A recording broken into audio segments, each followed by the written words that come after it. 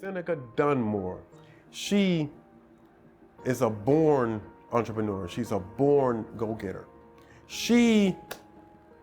You're not going to have a lot of flat conversations with her. It's about business. But it's wonderful. She's the sweetheart of all sweethearts. But let's talk about business, and if it veers off from business, she's going to bring it right back to business. Well, what can we do to get this going? What can we do? I'm going to go to Africa next week, and we'll come back. Let's talk about that after I get back. So she'll talk some little things with you as she's going to Africa or as she's going to another city, and that's one thing I love, because she's about business. How can we be better people? This is why you want to hang around Seneca.